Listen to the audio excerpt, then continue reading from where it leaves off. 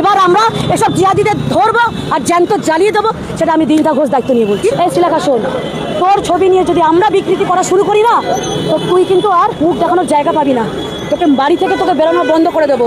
অতএব তুই চোখ দিয়ে কি দেখেছিস না দেখেছিস, তোর চোখে চশমা ছিল কি তোর চোখে নেবা হয়েছিল, ওসব আর দেখতে যাবো না। আমরা গিয়ে ভালো করে তোর চোখটা ডলে ঘষে পরিষ্কার করে তোকে দেখাবো আমরা। দেখ তুই খালি ওয়েট অ্যান্ড ওয়াচ। স্টুডেন্টের নামে কিছু জঙ্গি জিহাদি ঢুকে পড়েছিল সেদিনকে শুক্রবারে, ভেবেছিল আরে বাবা শুক্রবারে আমরা একটা বিশাল কি না কি করে ফেলবো, শাহিনবাগ পার্ট 2 করে ফেলবো।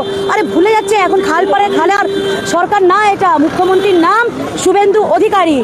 আর আমরা কিছু ম্যাড কট্টর হিন্দু আর কিছু ম্যাড দেশভক্ত মানুষ আছি।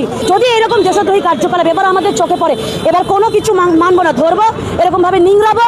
আর আগে আমরা বিরোধী থাকাকালীন কুশপুতুল জ্বালাতাম, তো এবার আমরা এসব জিহাদিদের ধরবো আর জ্যান্ত জ্বালিয়ে দেবো, সেটা আমি দিনদা ঘোষ দায়িত্ব নিয়ে বলছি। শ্রীলেখা একটা প্রধানমন্ত্রী। আরে তোমরা কার নাম নিচ্ছ?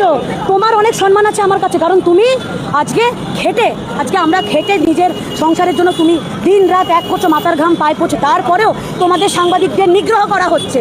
আর সেই জায়গায় এসব থার্ড ক্লাস বি গ্রেডের কে একটা মানে নীল ছবি না লাল ছবি কী করে সে রাস্তায় অশ্লীল জামাকাপড় পরে মুদ্রা করতে নামবে, তাকে নিয়ে আমরা কথা বলবো? তাকে নিয়ে কথাটা এই জন্য হচ্ছে কারণ তিনি তোমার দেশের প্রধানমন্ত্রীর ছবি নিয়ে যে বিকৃত মানসিকতার পরিচয় দিচ্ছে।